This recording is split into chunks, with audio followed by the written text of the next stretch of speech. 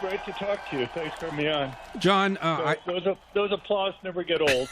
John, I went over a lot of the numbers you have in your article pretty thoroughly, but I want to start with what you said deep in the article. Quote, ICE agents cannot access the same databases to check on the immigrants, and they don't contact the immigrants' home country. Plus, the massive inflow of immigrants has overwhelmed the system. The deputy director for ICE blames the enormous workload agents face, so they haven't been able to do even the limited background checks they are doing. There are so many coming in that government cannot house these immigrants until their backgrounds are properly checked. End of quote. So we don't really even know how bad it is. Oh, no, that's exactly right. Look, there's a huge difference between what was happening under the Trump administration and what's happening under the Biden administration. Under the Trump administration, under the Remain in Mexico policy, the Customs and Immigration Service would go and contact the home country for the individuals to make sure that they didn't have a criminal record. When ICE was put in charge of that for people that have already come across the border there, they didn't contact the home countries. They didn't have access to some of the databases that the Customs and Immigration Service had. And as you say, even with that limited thing, they only spent, in many times, just 2 minutes checking the background for these individuals, literally. And so, they didn't even avail themselves of the very limited resources that they had there. And so, it's not too surprising that you've had all these illegal aliens with criminal backgrounds, people who had done crimes in their home country, have been convicted or charged with crimes, being let into the country. John, even when we were contacting these countries to get the information about their criminal background records, how do we know we were being told the truth? Oh, that's an excellent point. Countries like Venezuela, if they're, want to empty their prisons, why are they going to be helpful in terms of telling you, yeah, we've been sending our criminals over to your country? And one of the things that happened under the Trump administration, that there were some countries that we just didn't believe were able to or weren't willing to check for the backgrounds for individuals. And so the Trump administration said, we're just not going to be accepting applications from those countries where, they're not going to be checking the background for these individuals.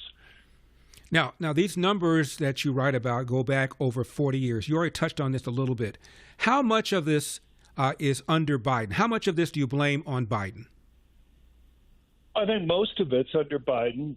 The problem is, and maybe it's evidence against them that they're unwilling to go and break down the numbers by when these individuals came into the country. But you have a couple different things going on. One is just the massive number that have come under during the Biden administration, an unprecedented number. And two, just the fact that they haven't been able to do very good checks on the people that have come in, both because of the things we've talked about and that they've been so overwhelmed that they admit that compared to past times, they haven't really had the time to check even with the limited checks that they were doing. Mm-hmm. John, some years ago, there was a poll that asked Americans in a year where 2.5 million people crossed the border, how many illegal aliens entered the country that year? And the average answer was 250,000. In other words, they were off by a factor of 10. I look at your what I think is a bombshell article, $166.5 billion cost to the country of crime committed by illegal aliens, and that understates a number for a bunch of reasons that we just now mentioned. How much coverage is this getting? How many interviews are you giving ABC, NBC, CBS, CNN, NPR? Well, for those, zero. Mm-hmm. I haven't even been able to even break into Fox or whatever on this. So, I've done a few radio interviews. I've done Newsmax. I've done One American News. But it's kind of been in the very conservative bubble that's there, unfortunately. Just as a contrast, one of the things I mentioned in the piece was that this anti-deportation group had come out with an estimate of it costing $88 billion to deport 1 million people. And that got massive news attention. Mm-hmm. I mean, there was something like 600 news stories within the first 4 days that their report had been put out there.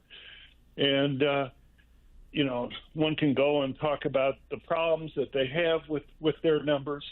But if you take the 662,000 illegal aliens with criminal records, you're talking about a prorated cost of deporting them, even accepting their numbers completely and assuming that those individuals aren't getting any government benefits or anything like that, of something over $50 billion.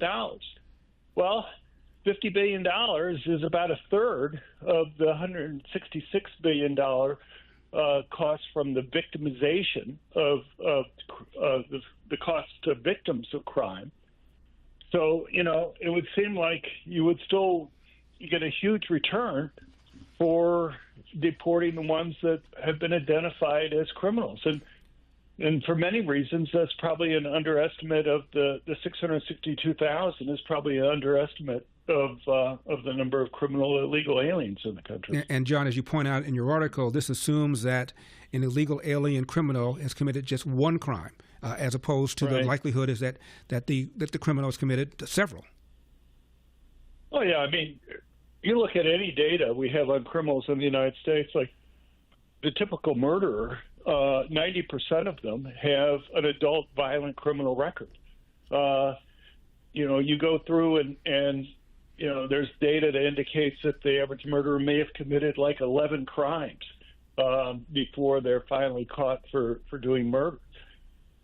So you look at the arrest rates for some of these crimes. The arrest rate for violent crime in cities over 1 million in 2022 was like 20%. So, that means you're only catching 1 of every 5 violent crimes result in an arrest. So, it's very unlikely that you're going to be catching anywhere, even a majority of these criminals that are going on there. And so, people commit many crimes and they're only caught for a fraction of them. John, we have just 1 minute left. And again, these numbers don't include things like kidnapping, embezzlement, extortion, smuggling, traffic offenses, and weapons offenses. Right. Wow. No. Well, the National Institute of Justice, which put together kind of the reasoning for measuring these victimization costs, medical costs, lost wages, other things that are there, the breakdown wasn't done for all crimes. And so, I don't have any numbers to go and kind of multiply by those other types of crime categories. So I only have this 166 billion is only looking at about half of the criminals. We're going to have to leave it there. The article is called Illegal Immigrants Are Committing Crimes. It's by John Lott, up on LarryElder.com. John, as always, thank you very much for coming on.